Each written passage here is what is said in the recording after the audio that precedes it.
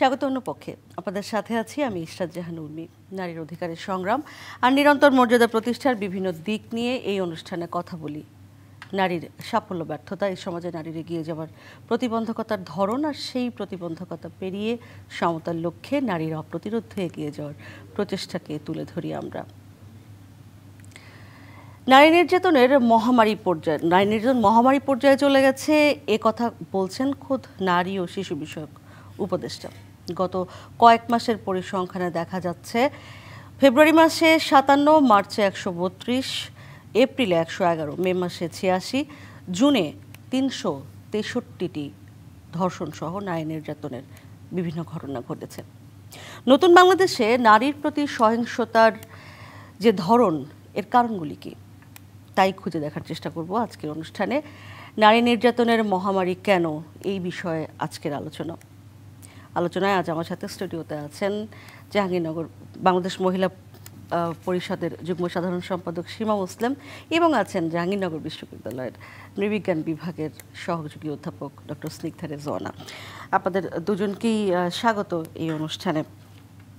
আমি কতগুলো পরিসংখ্যান দিচ্ছিলাম। আমি যদি প্রথমে একটু, সীমা মুসলিম, আপনারা দীর্ঘদিন ধরে এই বিষয়গুলো নিয়ে কাজ করেন এবং পত্রপত্রিকা থেকেই নিয়ে কাজ করেন। যেই পরিসংখ্যান দিলাম সেই পরিসংখ্যান দেখেই আসলে মাথা ঘুরে যাওয়ার মতো অবস্থা। এবং যদিও বলা হয় যে এটা আসলে নতুন নয় বাংলাদেশে কখনোই, কিন্তু সমস্যা হচ্ছে আমরা নতুন বাংলাদেশের কথা বলি, সেখানকার ঘটনা এবং ঘটনার ধরনগুলো সেগুলো যদি একটু ব্যাখ্যা করেন, এরপর আমি স্নিগ্ধার কাছে জানতে চাইব উত্তরণের পথ। ধন্যবাদ উর্মি। আসলে আমরা নিজেরাই তো শুনলাম, খোদ মন্ত্রী বলছেন যে মহামারী আকার ধারণ করেছে। উপদেষ্টা, হ্যাঁ, খোদ উপদেষ্টা বলছেন মহামারী আকার ধারণ করেছে। আমরা বাংলাদেশ মহিলা পরিষদ নিয়মিত আমরা এই তথ্যগুলো সংরক্ষণ করি বা পত্রিকা থেকেই সংরক্ষণ করি। শুধু পত্রিকার বাইরেও কিন্তু আরও অসংখ্য ঘটনা ঘটছে যেগুলো আমাদের হিসাবে নেই। আমরা আমাদের হিসাবেই দেখেছি যে জুন মাসেই ধর্ষণ হয়েছে 54টি, গণধর্ষণ হয়েছে 8টি, ধর্ষণের পর হত্যা হয়েছে 3টি, ধর্ষণের চেষ্টা হয়েছে 7টি, স্রেফ জুন মাসে। এবং যদি আমরা 6 মাসের হিসাব করি তাহলে দেখি আমরা 354টি ধর্ষণ হয়েছে, গণধর্ষণ 106টি, ধর্ষণের চেষ্টা 127। তো সুতরাং এটা তো আমাদের কাছে খুবই একটা অ্যালার্মিং যে নারীর প্রতি নির্যাতন, যখনই এই বিষয়গুলো কথাগুলো বলা হয় তখনই বলা হয় যে এগুলো তো সবসময় হয়ে আসছে, কিন্তু সবসময় হয়ে আসছে এটা তো কোনো সমাধান হতে পারে না বা জায়েজ করা যায় না এটা বলে। এবং আমরা বর্তমানে কি দেখছি যে এইটার কিন্তু ধরনও নানা রকম পাল্টাচ্ছে। এখন কিন্তু আমরা দেখে ফেলছি যে সোশ্যাল মিডিয়াতে সেটাকে খুব ফলো করে দেখানো হচ্ছে। সুতরাং আস্তে আস্তে জিনিসটা কিন্তু আরও, যেহেতু বিচার হচ্ছে না, বিচারহীনতার একটা সংস্কৃতি চলে আসছে। ধর্ষণের ঘটনা যতগুলো ঘটে এবং সেখানে বিচার যতগুলো হয়, এই দুটোর মধ্যে যে ফারাকটা, এটাই তো আমাদের বুঝিয়ে দেয় যে কতটা সংকট, সামাজিক সংকটের বিষয়টা। এবং সেই বিষয়টা যখন আমরা দেখি তখন কিন্তু আমরা বাংলাদেশ মহিলা পরিষদ, নারী আন্দোলন, আমরা সবসময় কিন্তু এই বিষয়টা নিয়ে কথা বলছি। এবং আমরা মনে করি এইখানে যে কতগুলো স্ট্রাকচারাল চেঞ্জের প্রয়োজন আছে এবং তার সাথে সাথে মানসিকতা, যে দৃষ্টিভঙ্গি নারীর প্রতি, সেই ক্ষেত্রেও কিছু প্রয়োজন। আমি ফিরবো আপনার কাছে আবারও ডক্টর স্নিগ্ধা রেজওয়ানা। মুরাদনগরের ঘটনা, ভোলার ঘটনা, এর আগে আসিয়ার ঘটনা, বিষয়টা হচ্ছে যে কোনটা কার থেকে কম বিভৎস বা বেশি বিভৎস আমি জানি না, কিন্তু এই ধরনের ঘটনা মানে একটা এসে একটা চাপা দিয়ে দেয়, সারা জীবনই তাই হয়। হ্যাঁ, একটা ঘটনা হয়, তার থেকেও ভয়ঙ্কর ঘটনা পরে আবার ঘটে এবং সেটা চাপা পড়ে যায়। আপনার কাছে প্রশ্ন হচ্ছে ঘটনার ধরনের এই যে ভাইরাল করার বিষয়টা, এটা কিন্তু আগেও ছিল, এমন না যেটা একদম খুব নতুন। এটা খুব সাম্প্রতিক সময় এটা একটা ফেনোমেনা যে ভাইরাল হতে হয় বা ভিডিও ধারণ করা হয়, এবং ভিডিও ধারণ নিয়ে আবার এক ধরনের কি বলে, পক্ষ বিপক্ষ এক ধরনের মতামত চলে। আসল অপরাধ তখন খানিকটা কোথায় পেছনে চলে যায়। উর্মি, আপনাকে ধন্যবাদ, সীমা আপাকেও অনেক ধন্যবাদ, একসাথে বসার সুযোগ পেয়েছি। আপনি যে বললেন এই যে কতগুলো ঘটনা, মুরাদনগর বা ইত্যাদি ইত্যাদি, আপনার নিশ্চয় সুবর্ণচর মনে আছে? হ্যাঁ, তো ওই সময়টা থেকে কিন্তু প্রথম আমরা ওই ভিডিও ভাইরাল করে সামাজিক যোগাযোগ মাধ্যমে, তো এখানে না 3-4টা বিষয় আছে। একটা হচ্ছে রেপের সবচেয়ে গুরুত্বপূর্ণ, যেটা হচ্ছে যে আপনি দেখবেন রেপ করার নর্মালাইজেশন প্রক্রিয়া, অর্থাৎ রেপটা হচ্ছে বৈধ। আপনাকে রেপ যেহেতু সহিংসতা, আমি আপনাকে রেপ করছি, এর একটা বৈধতা তৈরি করা। এই বৈধতা তৈরি করার প্রক্রিয়াটা আপনার 5ই অগাস্টের পূর্ববর্তী সময়ে এটা ছিল এক ধরনের মোরাল পুলিশিং এখনো আছে।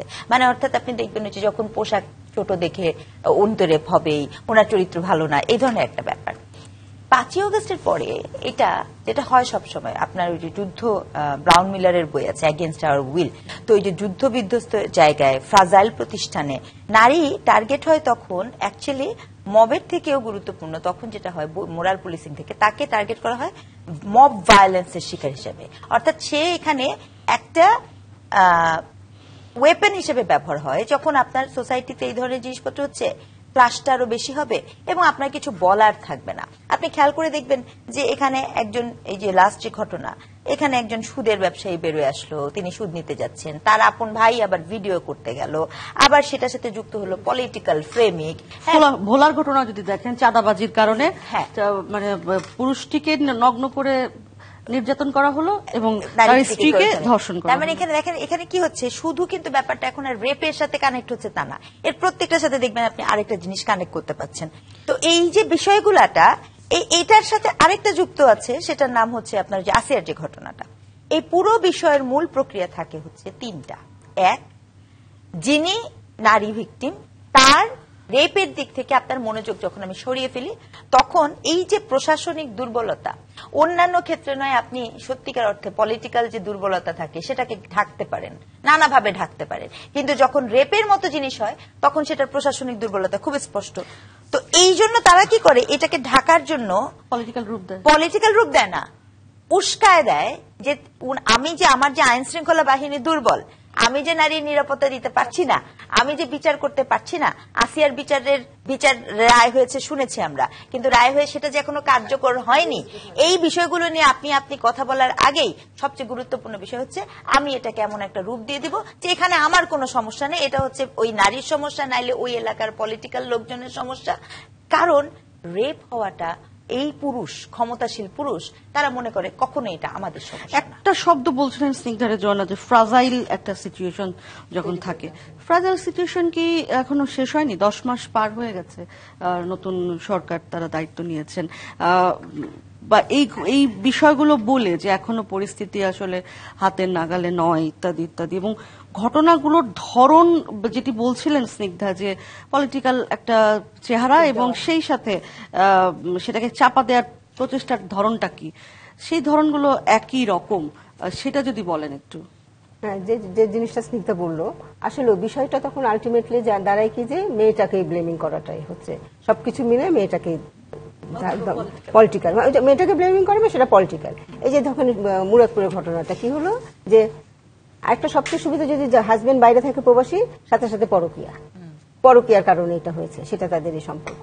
আর এখনো সমাজে যে ফ্রাজাইল বলবো পরিস্থিতিটা কি, একটা কোনো আইন শৃঙ্খলা পরিস্থিতির ক্ষেত্রে আমরা কোনো কিছু দেখছি যে একটা ক্ষেত্রে কি কোনো মানে সেটা নারীর প্রতি সহিংসতা হোক, সেটা আর নানা ধরনের সহিংসতা হোক, যাই হোক, কোনো ক্ষেত্রেই কিন্তু আমরা এটা কোনো কিছু দেখছি না।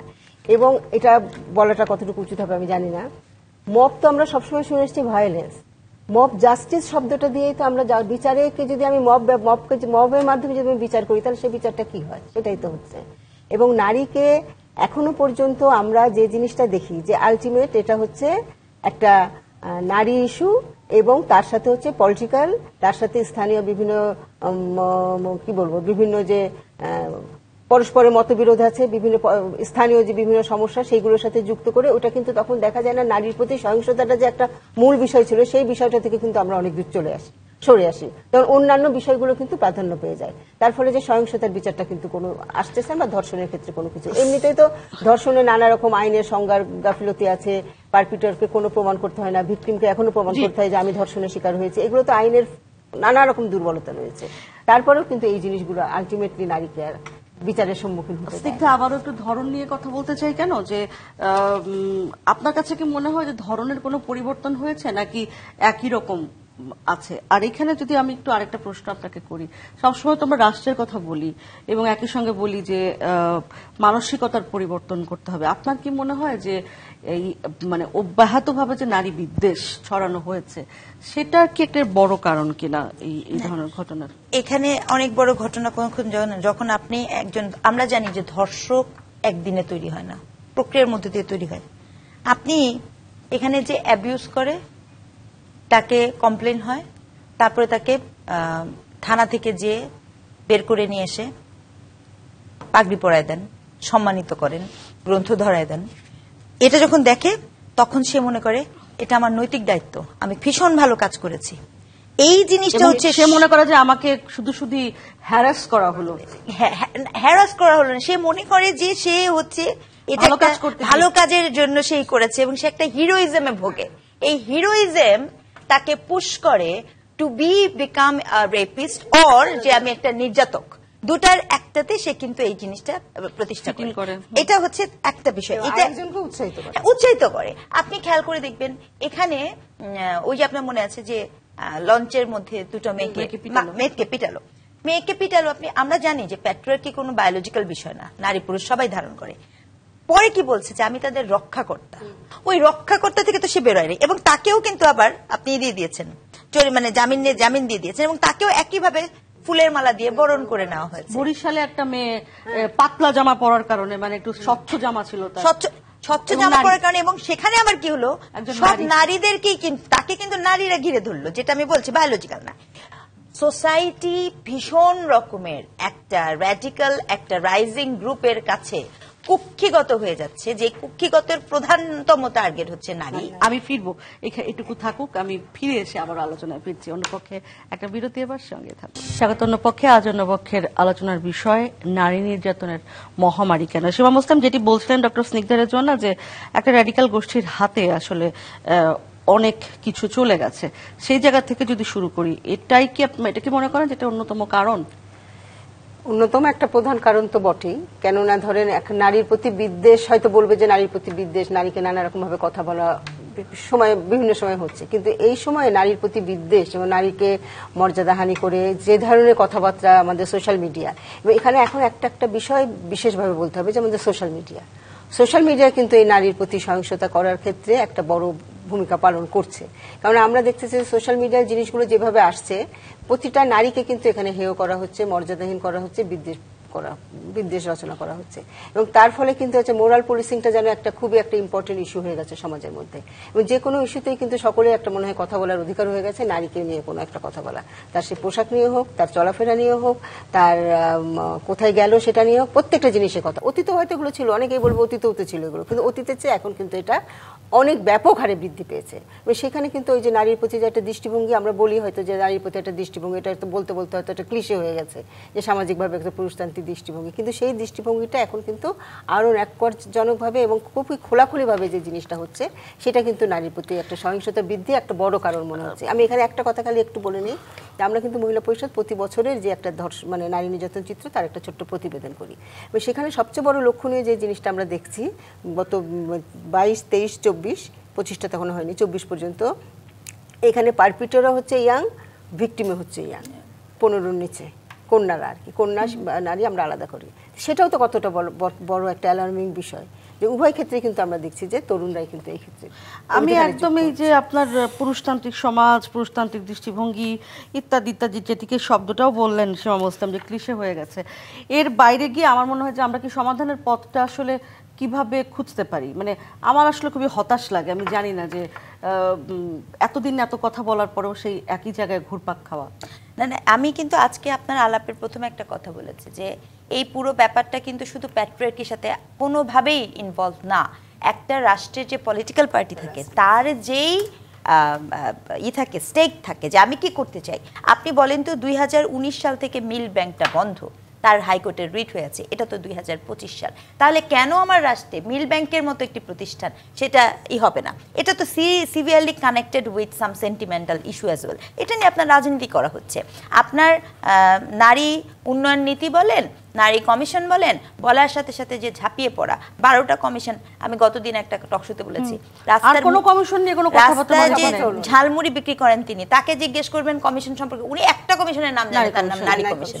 তার কারণ হচ্ছে এই যে মেয়ে মানুষকে, আপনার দীর্ঘদিন ধরে মেয়ে মানুষকে নিয়ে প্রথমে হেট স্পিচ, আনকন্ট্রোলড হেট স্পিচ, এই আনকন্ট্রোলড হেট স্পিচ আপনার শুরু হলো ইসে থেকে, ওয়াজের সময় থেকে শুরু হতে হতে ওখান থেকে শুরু হলো, কেউ আটকালো না, সেটা কেউ আটকালো না। আপনার ডিজিটাল সিকিউরিটি অ্যাক্টের নামে ওনারা পলিটিক্যাল ব্যবহার করলো। এ দেখেন, শুনুন উর্মি, মামুনুল হককে যখন নারায়ণগঞ্জে, আমি একটা ভিন্ন প্রসঙ্গ, তার আগে কিন্তু আপা উনি বঙ্গবন্ধুর ভাস্কর্য ভাঙলেন, ওই জন্য কিন্তু ল করা ছিল।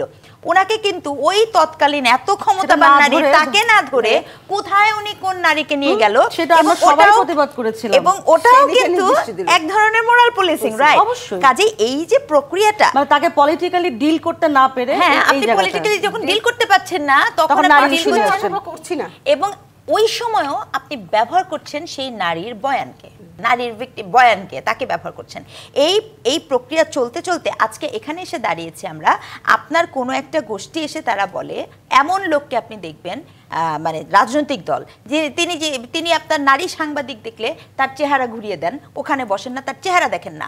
কোন রাজনৈতিক দল যদি এটা হয়, প্রবেশ করতে দিবেন না, রাজনৈতিক দলের অবস্থান যদি এরকম হয়, রাজনৈতিক দল আপনার বলে যে নারীর ইসেতে তারা বিশ্বাস করেন না, 51% নারীর ভোট তাদের জন্য বিষয় না, মেজরিটি কোনো বিষয় না। রাজনৈতিক দল যখন মনে করে যে নারী কমিশন বা নারী উন্নয়ন নীতি বা নারীর জন্য এই পুরো ব্যাপারগুলো থাকার কোনো প্রয়োজন নাই, শরিয়া আইন চালু করার কথা বলা হচ্ছে, একেবারে পরিষ্কার বলা হচ্ছে আমরা শরিয়া আইন চালু করব ক্ষমতা পেলে। শরিয়া আইন চালু করলে আপনার সংকটটা কোথায়? শরিয়া আইন চালু করলে তো সবচেয়ে প্রধানতম ভিকটিম হবে নারী, কারণ এবং সেটা ফিজিক্যালি ভিকটিম হবে, মানে ভার্বালি ভিকটিম, মানে সে হচ্ছে সবচেয়ে প্রধানতম ভিকটিম। আপনি তো শিক্ষক, আপনার কাছে আসলে জানতে চাই তাহলে আসলে উত্তরের পথ কি আদৌ কিছু আছে নাকি সব পথ বন্ধ হয়ে গেছে? দেখেন, আমি প্রথমেই মনে করি আমি এখন there is a high time আমাদের যারা পলিটিক্যাল পার্টিজ আছে, যে সীমা পাচ্ছে আপা, দয়া করে এই পলিটিক্যাল পার্টি এদের সাথে এদের ওয়ার্কশপের ব্যবস্থা করা উচিত, কারণ আসলেই তারা বিষয়গুলো বোঝে না। পপুলিস্টিক অ্যাপ্রোচে যেতে যেয়ে আমাদের যে ক্ষতি সাধন, আমি তো অনেকের ল্যাঙ্গুয়েজ বুঝি না, ভাষা থেকে শুরু করে আপনি দেখবেন যে তাদের আচরণ চিন্তার মধ্যে ভুল আছে, এবং এইটা না আমাদের রিগোরাসলি দায়িত্বটা না নিলে আমরা কোথাও পৌঁছাতে পারবো না। ছোট ছোট বাচ্চার মধ্যে নারী বিদ্বেষ ঢোকানো, ঘৃণা ঢোকানো, আপনি যখন আচ্ছা এইগুলো সব বাদ দেন, ফ্যামিলিতে আছে কিন্তু সীমাপা বলে যে মেয়ে বাচ্চাদের সঙ্গে খেলি না, আচ্ছা তো না আমার মেয়েদের ভালো লাগে না, আমার মেয়েদের ভালো লাগে না, ছোটবেলা থেকে তো গড়ে উঠতেছে, এবং তার গড়ে ওঠার কারণটা কি? সামাজিকভাবে সেগুলো সে দেখছে, সে মিডিয়াতে দেখছে, সে সোশ্যাল মিডিয়ায় দেখছে, সে কথা শুনছে, আশেপাশে সবার মুখ থেকে এগুলো শুনছে, এবং পিয়ার প্রেসারে যে বাচ্চাটা আগে খেলতে যেত, যে মেয়ে বাচ্চা সেও খেলতে যাচ্ছে না। আমার কথা হচ্ছে তাহলে মানে কিভাবে আমরা করতে পারি? সমাধানের পথ হচ্ছে প্রথমত রাজনৈতিক দলকে নারী বান্ধব পলিসি, আগামী নির্বাচনী ইশতেহারে রাজনৈতিক দলগুলার নারী বান্ধব পলিসি দেখা আমাদের জন্য জরুরি। নাগরিক হিসেবে আমাদের দায়িত্ব কোন দল, কোন রাজনৈতিক দল আমার নিরাপত্তা দিতে পারে সেই কনসিয়াসনেস তৈরি করা। আপনি কোন পার্টি করেন সেটা আমার জানার দরকার নাই, আমার জানা দরকার আমার নিরাপত্তা কে দিবে আর কে দিবেন না সেটা খুব তৈরি করা। এবং আমি এটা আবারও বারবার বলবো, আপনার sex education in terms of rape, sex education, এই যে বিষয়গুলো নিয়ে বিতর্ক তৈরি হয় সেগুলোকে আপনার পাঠ্য নিরাপত্তার বাইরেও কি আপনার মনে হয়, আমি একদম শেষ লাইন স্নিগ্ধা, যে নিরাপত্তার থেকেও নাগরিক হিসেবে মেনে নেওয়া যে আমি একজন পুরুষের মতো সমান নাগরিক, সেই দায়িত্বটা যেন না নেয়? না, এটা সংকটটা কি, সে তো মনেই করে নাগরিক হিসেবে নারীর দায়িত্ব একরকম আর পুরুষের দায়িত্ব আরেক রকম। রাজনৈতিক দল যখন এটা মনে করে তখন আপনি কি বলবেন? এবং যারা হয়তো মনে করবে যে না, নারীর একটা সেকশন আছে কিন্তু যে নারীর বিষয়ে তাদের ক্ষমতা থাকা দরকার, তাদের নাগরিক অধিকার থাকা দরকার, কিন্তু তখন নারী ইস্যু যখন আসবে তখন কিন্তু তারা সেটা তাদের ইস্যু মনে করবে না, তারা কিন্তু মনে করবে এটা নারী ইস্যু, মেল ইস্যু। না, এটা মেয়েরা প্রতিবাদ করছে না, মেয়েরা প্রতিবাদ করছে না। অনেক ধন্যবাদ। আমার মনে হয় এই আলোচনা একটা কথাই যেটা আসলে এটা একটা রাজনৈতিক ইস্যু, এটা রাজনৈতিক। অনেক ধন্যবাদ স্নিগ্ধা, ধন্যবাদ সীমা মুসলিম। এই ছিল আজকের অন্য পক্ষে। ডিবিসি নিউজের সঙ্গে থাকুন।